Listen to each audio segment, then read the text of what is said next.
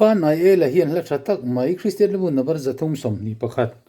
lalpa mai tu ten in lom hlar on saru ti hiron thlanga an sale lo khila tha ome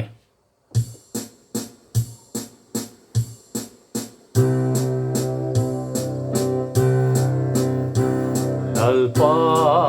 mai tu ten in lom hlar on saru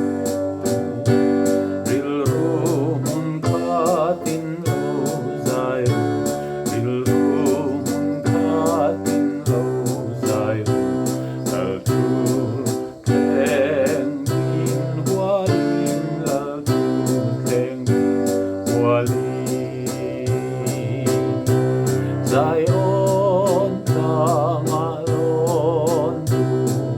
kopui moi ya kian Zion tang tiba kian non rulal ber kopui moya ni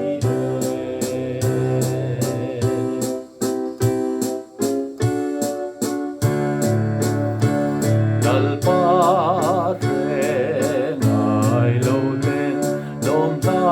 sak nyal ma se van lal fa du tak te zong ni van lal fa du tak te zong ni an sa ge du ran ni an sa ge du ran ni zai on tang alon kopui moya kian Zion tlang tiba kian non rulal ber kopui moya ni Zion tlang rupui chuan kilom om matlen ne van hun rupui le rang kacha van hun rupui le rang kacha got lai ten na po in got lai ten na po in Zion tlang alon du kopui moya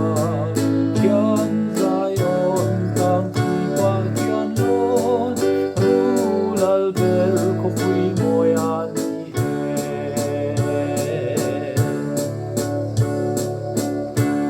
lo min zai remang din mit tuya hula van kot kher kan han fualang van kot kher kan fang rualang kan van kopui moya kan van kopui moya Zion tlang alon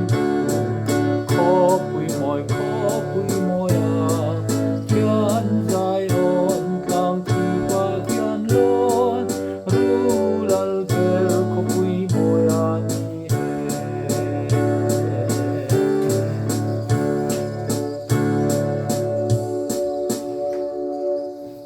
ti khan du tok le phot mayang